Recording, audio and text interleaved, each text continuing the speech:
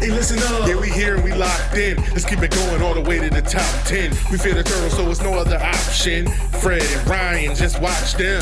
Let's take it to the max. It's the shell and tell. They come with all the facts. It's the shell and tell. Let's take it to the max. It's the shell and tell. They come with all the facts. It's the shell and tell.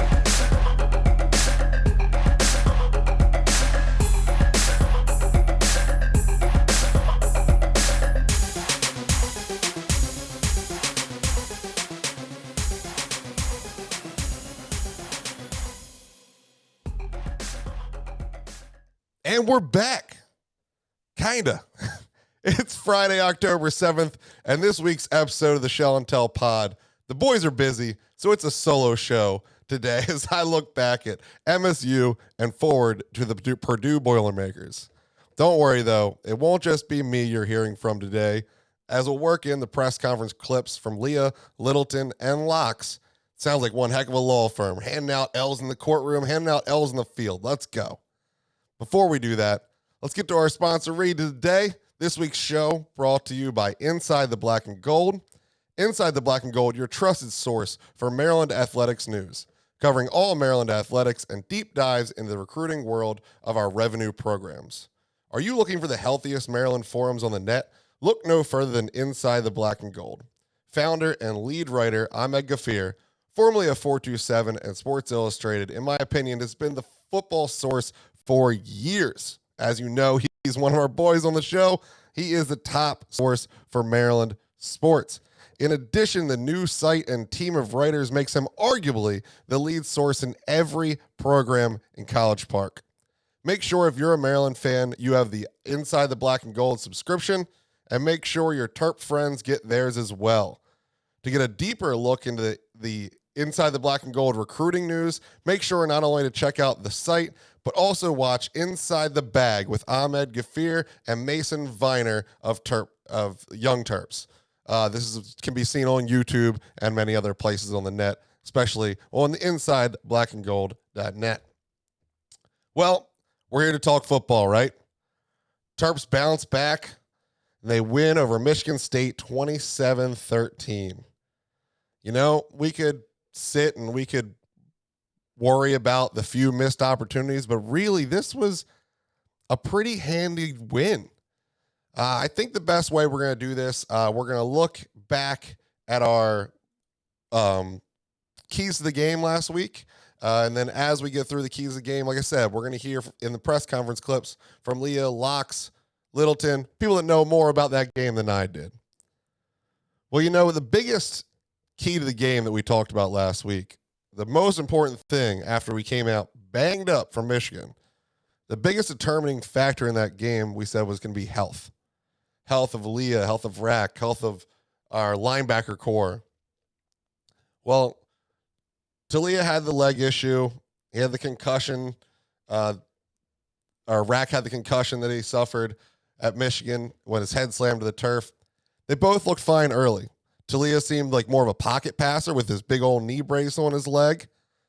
But the precision mid-game passing was really picking him apart. I almost feel bad about last week saying, like, the precision wasn't really his thing. I wanted to draw him in with the runs and have him just pick the open man. But really, that's what it was. Our running game was so successful that it really opened up, and he was hitting some pretty wide open players. He fit a couple in some spaces that it probably shouldn't have been. He showed off his arm strength a little too much. He missed a wide open rack for 6.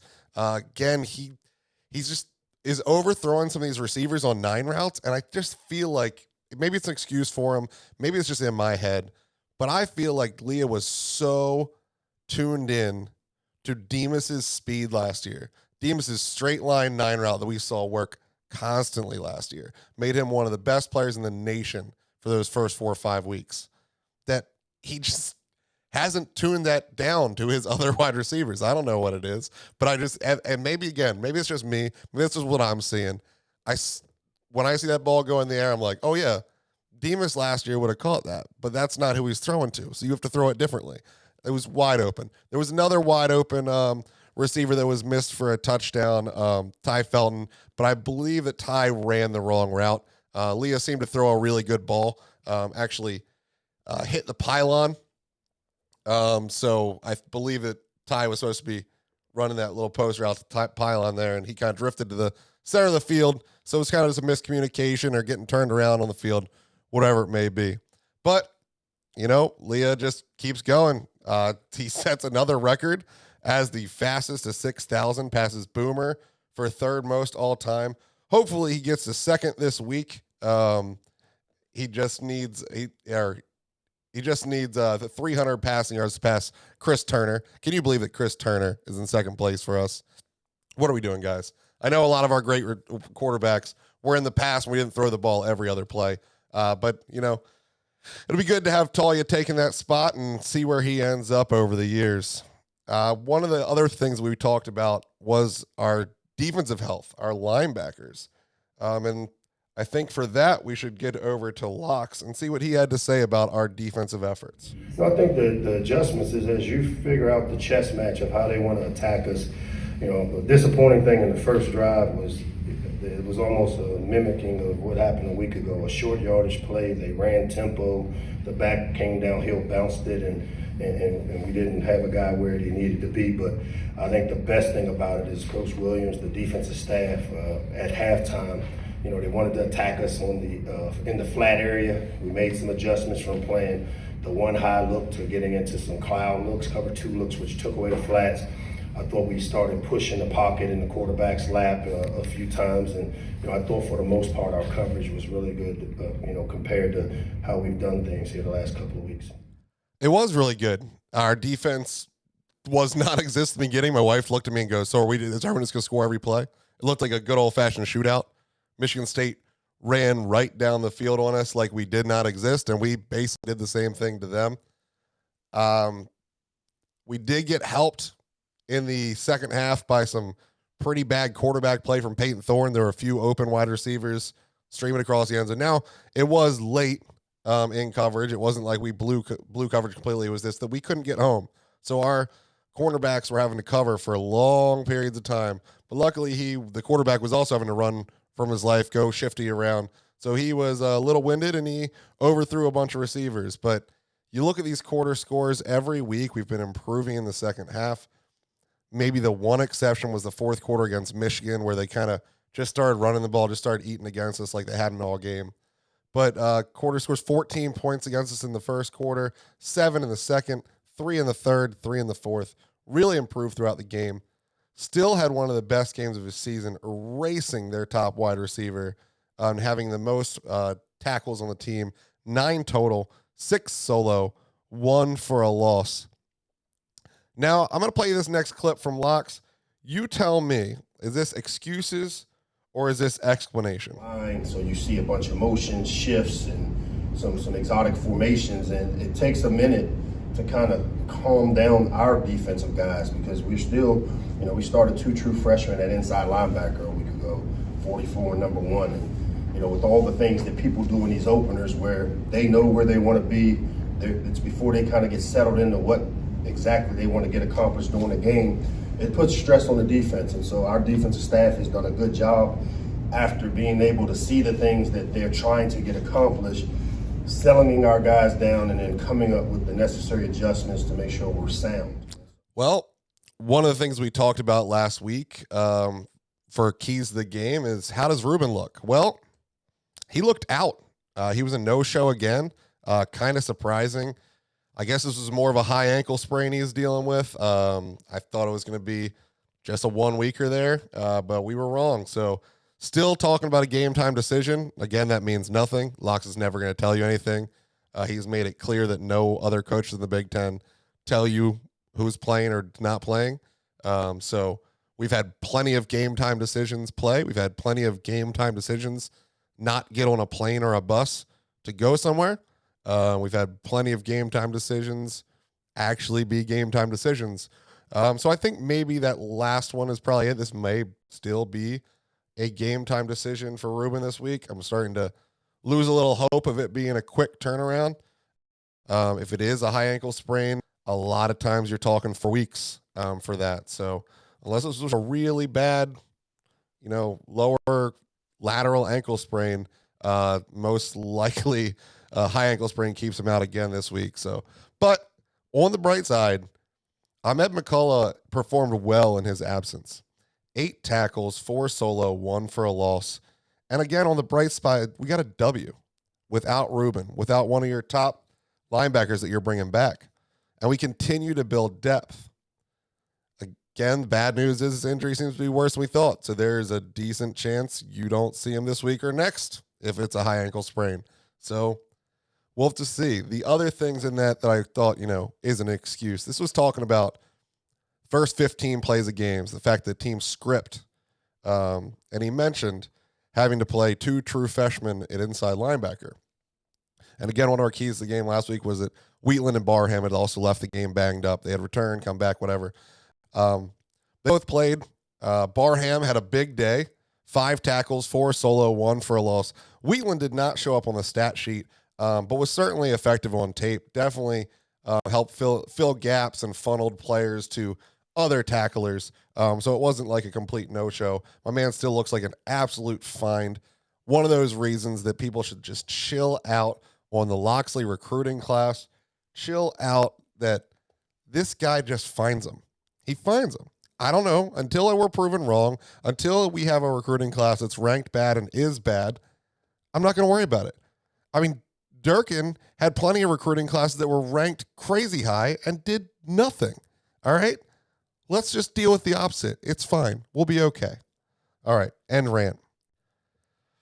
One of the other big keys to the game that we talked about was stopping the big play threat, whether it be Dotson last year against Penn State, or whether it be Rice from SMU, Blake Corum versus Michigan. We just have not stopped the top guy. We've had dominant performances against us, and we just, again, Loxley was talked about adjustments. We haven't seemed to make any in some of these. Like, how, if you're only getting beat by one dude, why is he not getting bracket coverage? We've talked about this. Well, I don't know if they just didn't have a dude or if we did a good job stopping it, but no dominant force against us. 61 yards from wide receiver was the largest skill position total. We wanted to stay balanced on offense. That was another key to the game. Stay balanced on offense.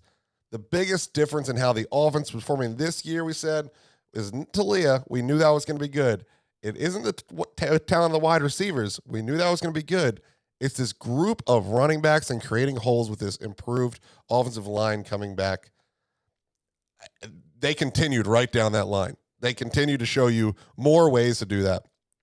We'll start with Hemby, who had been the hot hand, had been the 1A. Hemby, 9 for 27, a 3-yard average, and 5 through 29 through the air. All of our running backs are involved in the air. It's huge. It's absolutely huge to keep them involved in this passing game, because not only are you changing what you're doing by running the ball and keeping people up, you're also making sure that they have to make sure they account for everyone coming out of our backfield. All of our skill position players have to be accounted for on each and every play. You might be getting lit up on a block. You might be getting teased into a flat to give up a 20-yard little screen. You never know. It's critical to this offense that we have these dual threats. And boy, do we have a dual threat.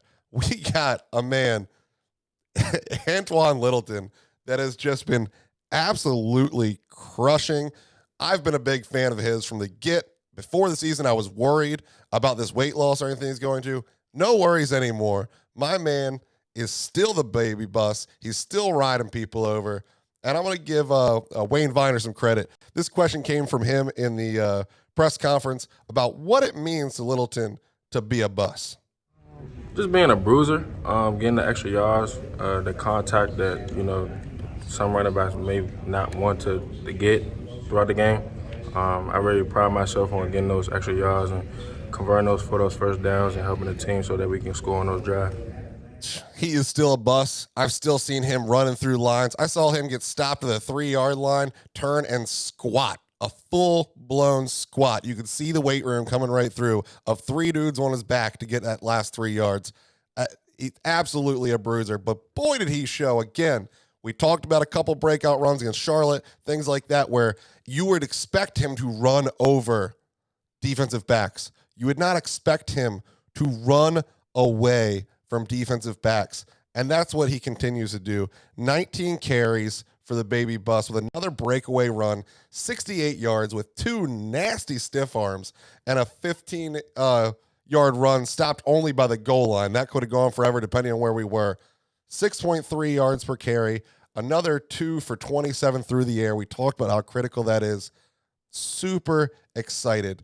The other thing that this kid said, I didn't pull that clip, but he talked about on that 68-yard run, they asked what he saw.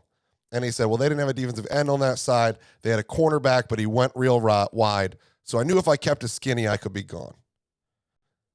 This man is 260-pound bus. And he's talking about keeping skinny and running away from a defensive back. Most people in this scenario will be looking to run over that guy and remove him from the play. But he's got enough confidence in what he's done this offseason, what he's done in this training, the fact that he can be the everything back, the fact that he can show that he is shifty. He can catch the ball. He has breakaway type speed. And if you are dumb enough to stand in this dude's way, your day will end. He will run you over. Absolutely critical that this guy stays a threat for us. I can't believe we have him for at least another year. Probably not any longer than that, even though it would only be his second year of actually playing, because if he keeps at this rate, this man's gonna be playing on Sundays. He's gonna be replacing Derrick Henry on the Titans. It's so much fun to watch. So excited to see this. He's hands down my favorite player to watch on the team. I love the combination of hitting our fullback and just blowing things up. Old school, run you over, beat you up. I'm bigger, I'm stronger, I'm better. Let's hear from Littleton on what it meant for him to show his versatility. It feels very good because, this is what I've been preparing myself for. This is what I've been working all season for. Coach Ardy and the rest of the staff, the coaching staff, the strength and conditioning coaching staff has got me right to this point, and I'm just here to help the team win and contribute and to show everyone what I can do. We see it. We can see what you can do. And there's a lot of teams across the country that are real sad that they didn't view the opportunity. A lot of teams across the country that feel real stupid now. Because anyone that knows the recruiting story for Littleton, he was a 4-star recruit, highly touted, but everybody just said he's too big to play running back. They wanted him. Lots of people wanted him. Big schools wanted him. Blue Bloods wanted him. But they wanted him to play linebacker or defensive line, not running back. What kept Locks in it was that Locks said, you want to play running back? You're a running back. Come here and prove that you can play running back at the next level. And that's what kept us in it. This is, again, keep whining about the recruiting. It doesn't if they would have taken away, if they would have rated him as just a running back, that 4-star rating wouldn't have been there. That's not, they had him rated with all the other expectations, the people that were looking for him in these other positions. Nobody would have been putting him up there with that. He would have been unrated or a 3-star at best, because everyone in the country said, you're just too big to play running back at the next level. Not Locks. Locks said, I see the drive, I see the want to, I see the skill, and I know we can form you and shape you into an even better version of yourself. There was actually a question in the press conference, someone asking about that, whether there was ever consideration of him coming in at, the 285 or whatever it was that he came in last year. I'm sorry. I said he's 260 this year. That was last year he came in, it was 285. He lost 60 pounds. So he's like 230, 225. But here's the answer on the positions. No, so, anybody that knows me knows my philosophy is I will never make a kid play a position they don't want to play. We moved Tank Booker over to guard during summer camp because we needed some help, and 3 days later he was still sulking and I really don't want to do it, so we moved him back over. The only thing we told Antoine is that if you want to be a running back, you're going to be held to the standard of running backs. With the conditioning tests, with everything you do has to be done like a running back, and you can't have amendments to it because of your weight. And he is bought into every part of the nutrition, the weight lift, the training, taking care of his body. And he's one of the guys that is really, I think, can be a person we point to when we talk about how our program develops players. At developing players, absolutely. I mean, my man had talent. We saw it. We saw it even at his weight last year. Saw him hurdling players looking like an offensive guard. He had the talent, but they have built him. He has built himself, but they have given him the weapons to be built into an absolute weapon that can play at the next level, that people will not be scared to draft. They will not be worried about the weight. They will not be worried about the production. This is a huge win. Like he said, this will be something that Maryland can tout, can go out there and be like, all right, we see the talent. Maybe you're not traditional at this position and people are giving you a hard time. We're not worried about traditional. We can show you how to use what you have to be great. We can get you to the next level. This is just all part of the legacy of what Locksley is building here. It's so much fun. It's going to be used. I'm really, really excited to see this continue, to see all these players that we're developing finally come into fruition, finally having a big season. If you start believing some of the hype around here, you start looking at the FPIs and all the projections of how many wins and stuff. We're looking at 8 and 9 wins being more than 6 and 7. Like, what?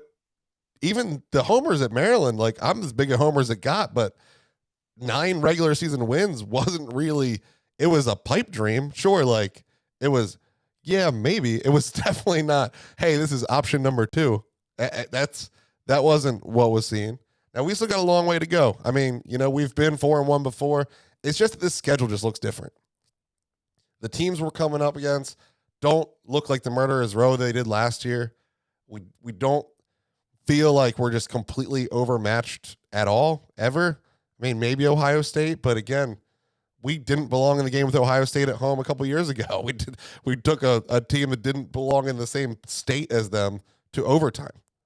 So, it's just really exciting time to be a Terp, and I hope you guys are having as much fun as I am. I will say the yards per carry without the 68-yard run in it doesn't look so great, but that really took a hit due to the 4 carries on the goal line that were unable to finish.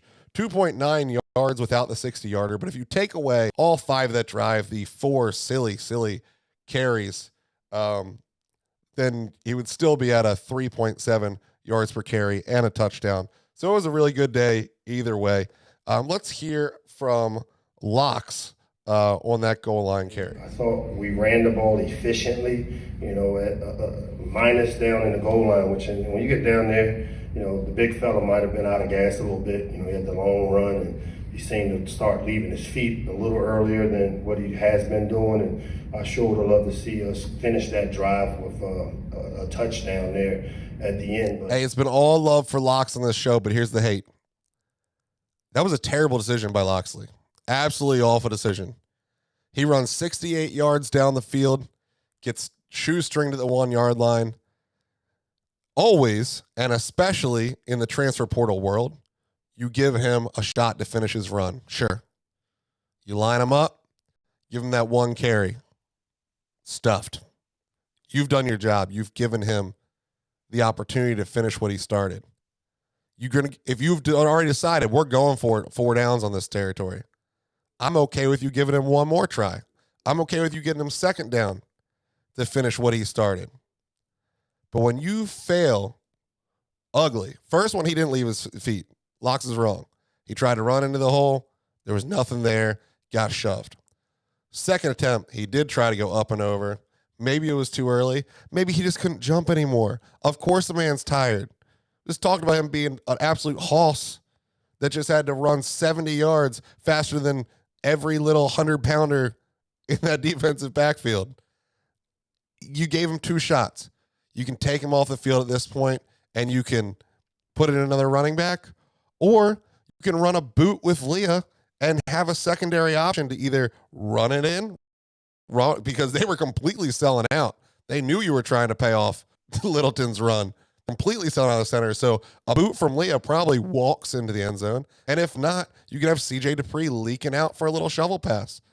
Hell, you can have Antoine run through and untouched leak across as well if you want to finish it off that way. But really, he should have been off the field after the 2nd down. 3rd and 4th down, he shouldn't have been anywhere near there. He should have been on the sidelines, getting his 0-2, getting ready for the next run, because clearly he had done his job and you gave him his opportunity to finish it. There's no way the player should be mad in that situation if he got 2 attempts at the goal line and somebody else pulls off. And all accounts, the interviews and things that go on in this running back room, they all seem to be true. Like, they're playing for each other. They're not worried about it. There are no starters. We ride the hot hand. So after you give them those attempts, we're good. There's nothing really to be upset about. So it's the one big faux pas, I think, in this situation. The one big time that I did not agree with Locks in this game was on this goal line carry. But I guess we can't keep going without hearing from Littleton himself. Yeah, I was pretty upset. I felt like I had a little bit more in the tank for me to finish that run. I probably took like 2 carries, two tough carries before that play. So I really gave it all in me on that play. So and then on the goal line, O-line was very successful all game. Our quarterback wasn't touched at all, so we was very good in pass protection. And that's one of the things that we really, that's one of the things that we really focus on is our pass protection. I feel as though from last year's group to this year's group, we've really improved a whole lot when it comes to the pass protection. On the goal line, it's just the O-line, they do their jobs like they're supposed to, and we'll just continue to keep getting better.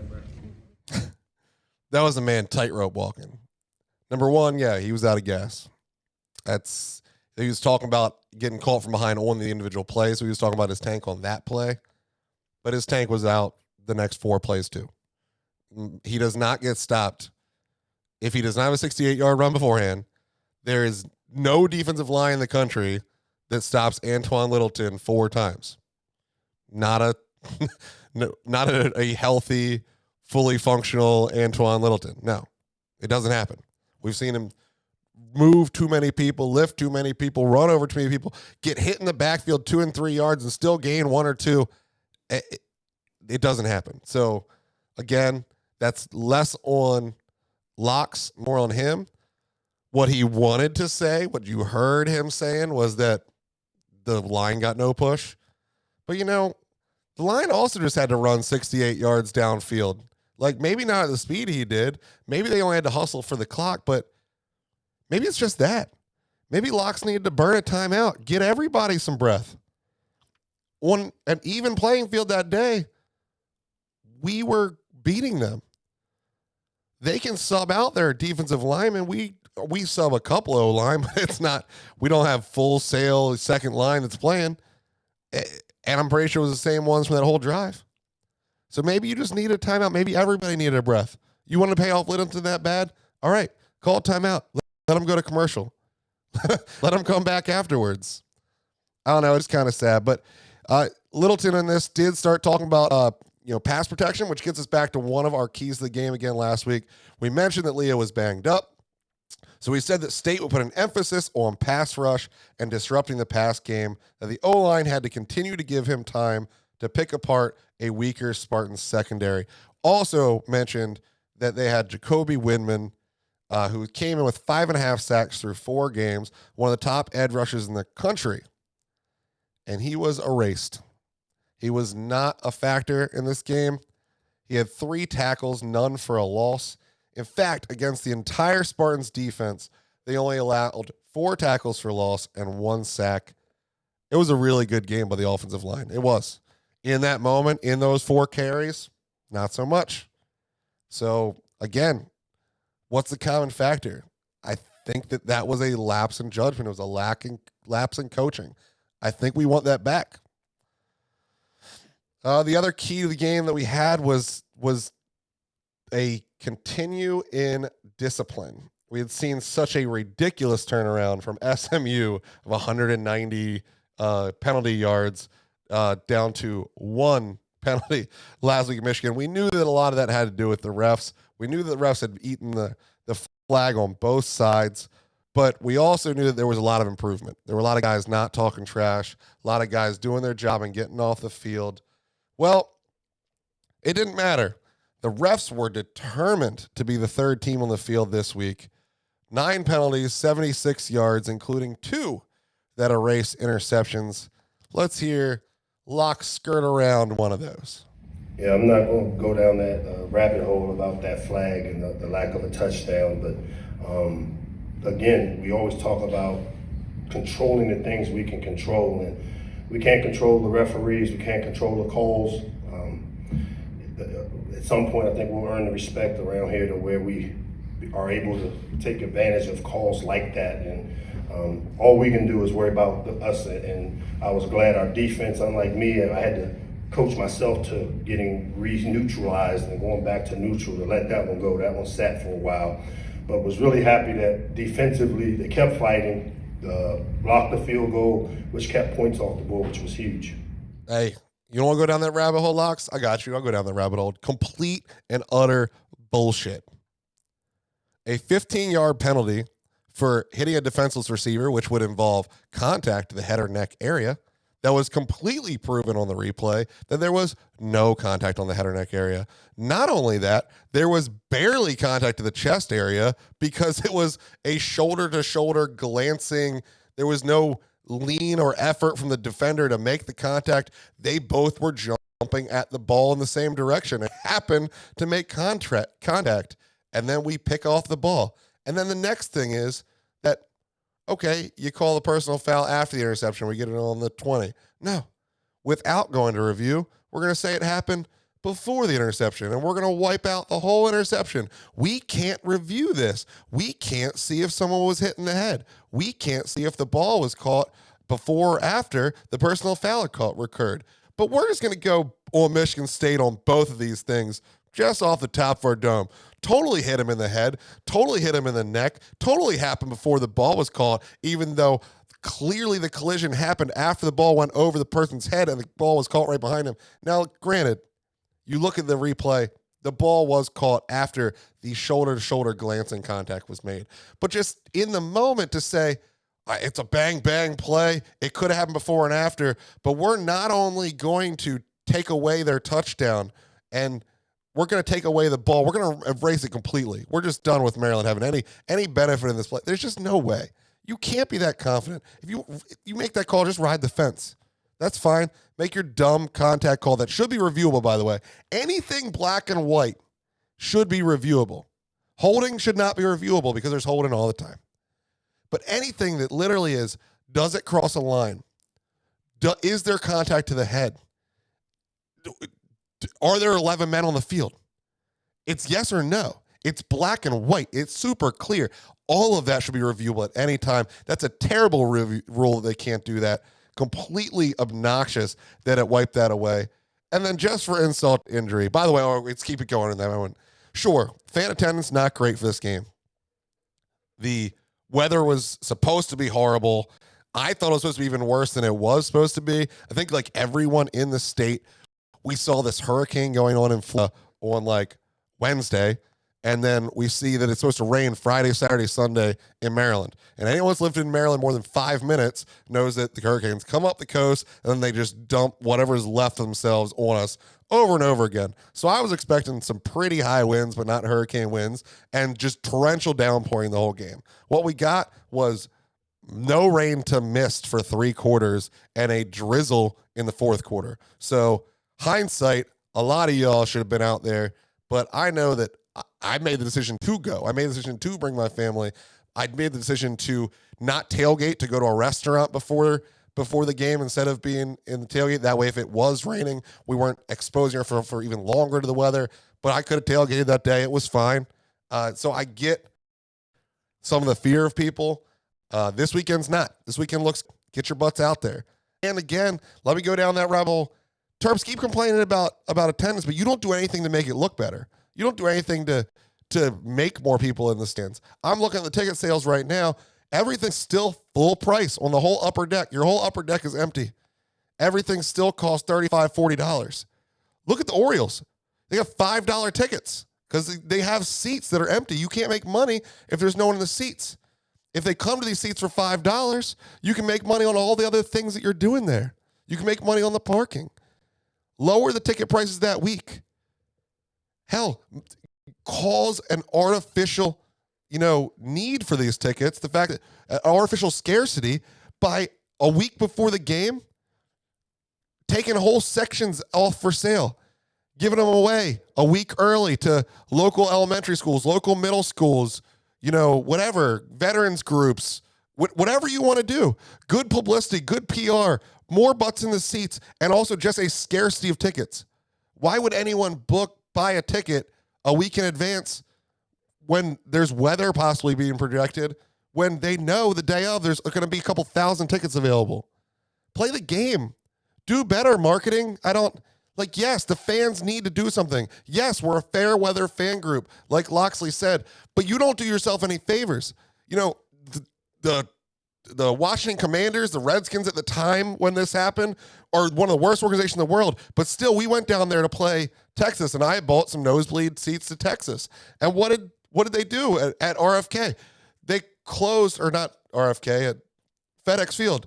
They closed the upper deck and they moved us all down. Just that. Just closing the upper deck if you don't sell enough tickets and moving people down to where the TV cameras see to make it look more fun, like more people are into it. There's a million things that you getting paid hundreds of thousands of dollars to $500,000 of dollars can fix on your own. So stop every week just complaining at the fans. Yes, I'm here complaining at the fans too. There's people that need to get back out there. There's people that are fair weather fans. They're going to jump right back on this bandwagon. But you are paid to get them there. You're paid to get them there. You're paid to show a good product on TV. So figure it out. I don't care if you have to put the TV cameras not in the tower, put them on the other side so they can see the Terrapin Club sideline. You got to do something. You're getting paid too much money to just whine about it. Do something. Yes, the winning product will eventually get people in the seats. But again, we'll start over next year. It'll be the same thing. So you have to have ways to get them there that aren't just winning. Yes, winning's great. I'm excited. Super awesome. But do your job. There's some divisions of you. They're there for marketing and fan experience and all. Do your job. And if you don't have any ideas, reach out to people that do. Talk to the fans that are there. There's thousands of us, tens of thousands of us that have came out and watched this losing product for years. Find out what we're hearing from our friends and family when I'm trying to give away tickets and can't find anybody to go. Find out what I'm hearing. Do your job and rant. But again, insult to injury. Later in the game, we had another interception erased by penalty. Now, this was a much clearer penalty. It was a penalty because we had a 13th man on the field who was trying to run off. The problem with the bullshit on this is that they substituted out wide receiver 0 the play before. When the offense substitutes, the defense is supposed to have time to substitute as well, which is why you see the ref standing over the ball and holding up play. They did not stand over the ball. They did not hold up play, which granted is why the quarterback hurried up, got the snap off, and threw a high-risk pass. So really that interception wouldn't have probably happened if the refs didn't make a terrible decision doing that. But again, just one more way that we're not getting the respect from the refs. We're not being looked at as an equal partner in the Big Ten. Even though the money's equal now, we are still have not arrived, still are looked at as an outsider by the Big Ten. So hopefully we fix that by winning. That's what gets fixed by winning. All right. On other notes, the tight end usage continues to be a staple. Our top two combined for 6 for 95. CJ Dupree with a huge step as a receiver, making an impossible catch on the third down conversion in this game, possibly catch of the year. They put it in a highlight film this week, but they did not do him any justice. Should have slowed it down and let you see it because unbelievable ball control, unbelievable extension to get that taken care of on a huge third down conversion because we were in the shadow of our goalpost and had not really taken a big lead yet. Corey Dyches continues to be a weapon, but he's still a liability in the blocking game. D-line, Austin Fontaine, he already played tight end last year, but it was just out of complete necessity. Keeps flipping back to tight end for these key blocking needs. This is a liability, giving away play calling, but I'm also excited to see if Locks use this to his advantage in a key situation, either throwing to Austin or just using him to tip off a run when he's really throwing a pass, just starting to use this like clear liability of us giving away plays to our advantage. We did have a big commitment after the game. Well, a commitment. Everyone wants to whine about, ratings and be worried about it. But, if Gunter Brewer wants you, I trust Gunter Brewer. He's only worked with some of the best wide receivers in the history of time. So if Gunter Brewer is looking at a recruit and saying that I want you and we're getting them, they're big time. I don't care they're not ranked. I don't care if he ends up being a 3-star once he is ranked.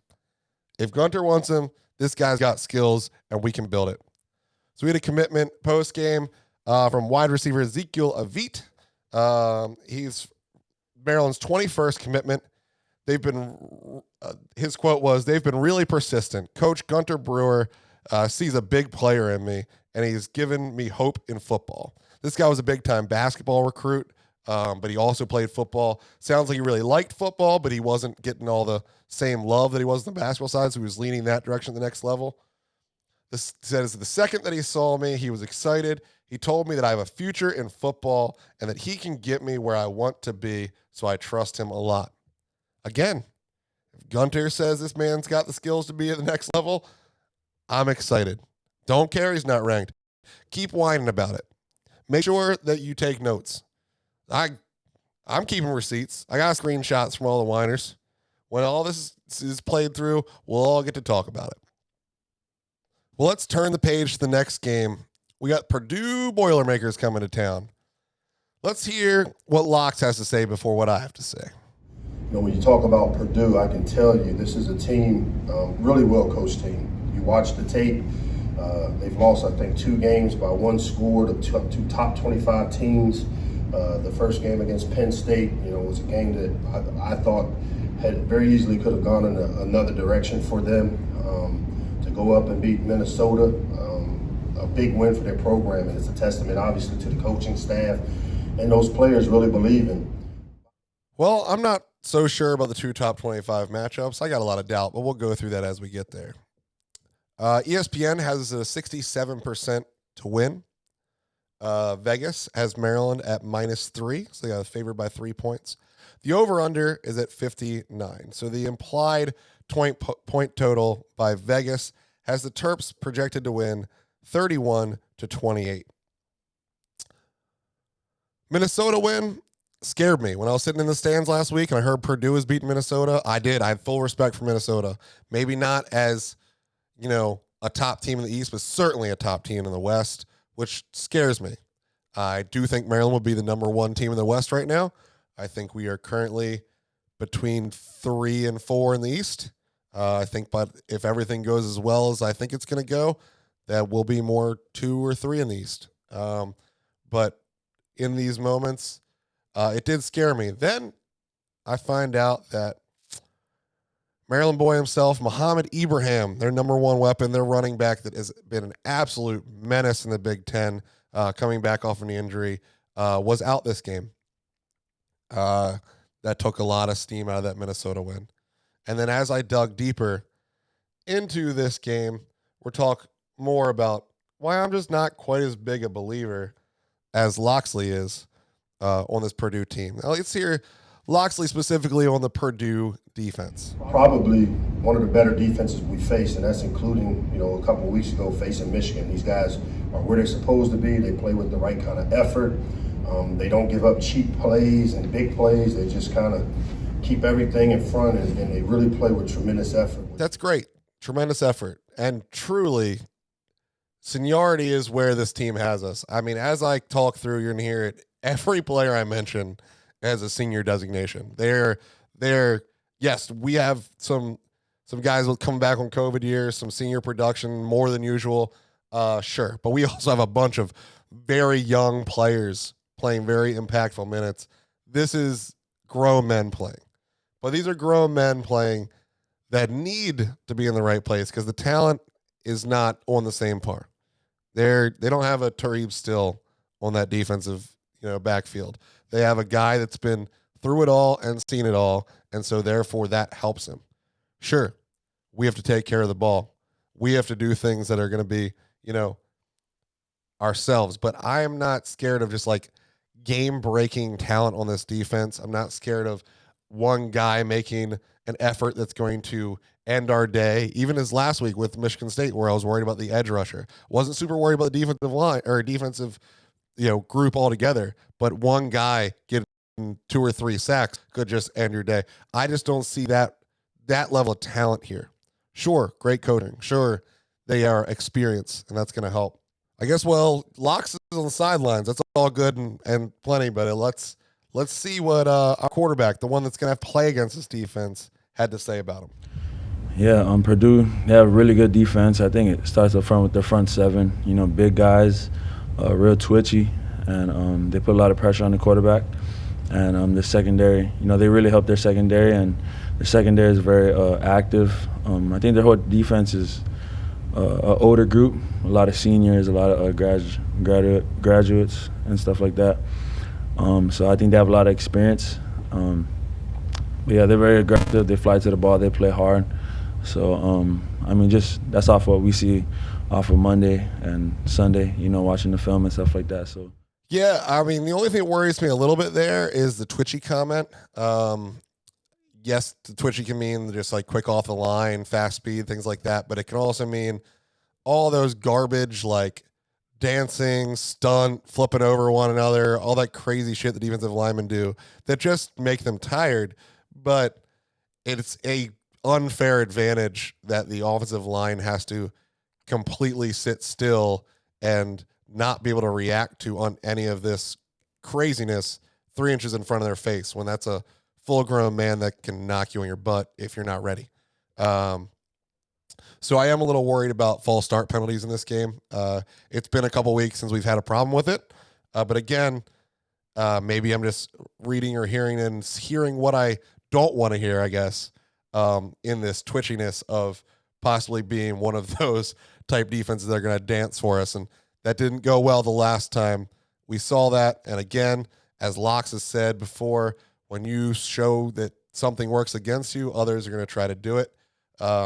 So again, discipline's huge this week. We cannot have more than like one false start penalty the whole game. We just can't. That's a fully preventable penalty, and you need to do better than that. Flipping the other side of the ball, Locks on their quarterback situation. Aiden is a big-time quarterback, a guy that I think has a chance to play on Sundays. Really talented, makes you defend the whole field. He's able to make every throw. He's got 2 talented receivers, and Charlie, and then number 3. Both. Yeah, I think Aiden O'Connell, again, he's a senior. He's been through it. 6'3", 210, nearly 65% completion percentage, nearly 1,200 yards, 8 touchdowns to only 3 interceptions. And I was nearly scared. The thing is, 7 of those 8 touchdowns were out of conference. Yes, one was against Syracuse, who's ranked. I don't know about you guys, but I'm not a believer in Syracuse. I'm not a believer in anyone in the ACC but Clemson. Until someone in the ACC shows that they are actually a powerhouse, I don't know how anyone else in that division ever gets a top 10. Probably shouldn't get more than a top 20.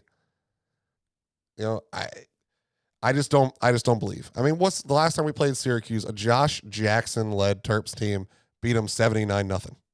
All right? How have you gotten to a point of national respect that quick? I just don't see it. Maybe I'm wrong. Maybe they're legit. But there's something to say when you've played 2 conference games and 3 non-conference games, and yet 7 of your 8 touchdowns were against non-Big Ten opponents. 2 of the 3 interceptions were against the conference opponents. So it's not going so well in the Big Ten for him. And I hope we make it go real poorly this week. Also, that completion percentage dropped nearly 10%, in conference at 57%. I'm just not as scared now as I dug a little deeper. On the surface, I was a little worried. And then Locks on the weapons. He mentions Charlie Jones, who seems like a legit receiver. 6 foot, 188 senior. Jones continues to rank among FBS leaders in receptions, 47, yards, 588, and touchdowns, 7. Again, 1 touchdown in 2 conference games, 6 in the 3 non-conference games. Then he talks about number 3. There's a reason he only could call him number 3. Tyrone Tracy, not even as threatening as that. 6'1", 205 senior again. Again, all you hear is the word senior. This is an old team. We could get beat just by experience. We are not going to get beat by talent. So play a clean game. Play your game, and you're going to be fine. 18 for 101 and no scores this season. Only 6 for 31. That's 3 catches for 15.5 yards in the 2 conference games. And we're mentioning him as the second weapon. They don't have the talent, so play your game. Payne Durham, 6'5", 255, senior. Let's see if we can say that thing one more time. Senior tight end. Average of 4 receptions a game for 8 yards per catch. But really, all of his came against that Syracuse team that, sure, top 25 team. Don't believe him. He blew up. 9 for 83 and his only 2 scores of the year. I just don't see it. I don't think these guys can beat us. Here's what it comes down to. Littleton's going to say it better than I do. How hard is it to stop this offense? It's very hard. If the passing game and the receivers are doing what they're supposed to do, and Lee is keyed in with those guys and they're all connected, and we're keyed in with the O-line and we're able to do our jobs, it just makes us an unstoppable offense. And Coach Enos, he does a great job of calling their plays, is honest. Do your job. That's it. That's all this game comes down to. Did we do our job or not? That's what we're going to talk about next week. Was the job done? That's all that's going to matter. I hope they do. I think we will. I take the Terps. I'd tease it up a little bit. I think we're going to win more than 3. I don't think it's going to be that close. I got the Terps winning 31-20. I think it's going to be another big day for the running backs. I'm hoping we can start seeing, some of our wide receivers get more into it. I loved seeing Copeland at kick return. He did great. He had like a 50-yard return that ended up getting called back for a holding call. But the holding call really was non-consequential. It wasn't part of why he got 50 yards. So hopefully we can clean that part up a little bit and see him really get back there. I'm just excited to see this development. I'm excited to see what the fans are. I think we already have 40,000 tickets sold. I think we can do better. Again, Terps, Terps marketing, you can do better. Figure out a way to get some more tickets out there. Get some more free butts in the seats. Make it look good on TV, whatever you got to do.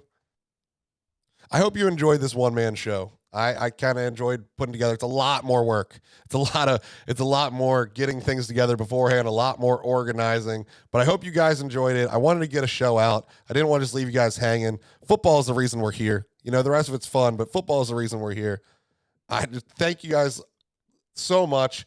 If you want to reach out and talk with us, you can always hit us up at shellandtellpod@gmail.com. Send in your questions, send in your comments, whatever you want to talk. Follow us everywhere.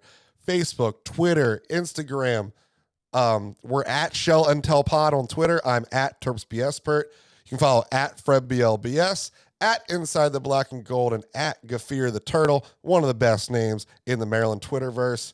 And always go check us out at our website, www.birdlandbs.com, our parent company, /Shell&Tell. birdlandbs.com/Shell&Tell. Guys, get down to the stadium. It's a good time. Get in where you fit in. This is going to be an absolute blast. We got a winnable games coming up. We could be bowl eligible by the end of the month. This is the season. Enjoy it while it lasts because it is fleeting. Look at Purdue. They're graduating their whole dang team. What are they going to do next year? Get down to the stadium. Have some fun. Bring your families. Bring some friends. Your kids got soccer games and dance class and all this stuff on Saturday. Don't worry about it. There's more next week. Go see a game. Go see it in the good weather. Get going. I've heard every excuse in the book why people can't come. I've heard people say that I need a new hobby. But people's hobbies include camping. What's camping but a shitty tailgate with no purpose, no end in sight, no thing that celebrates the camping at the end? It's tailgating puts it all together. It makes it a whole day family event. Fun, friends, family, sun, football. What's better? Get out there and try it. Have a good time. Guys, until next time, here's the wishing. All is well. Under the shell.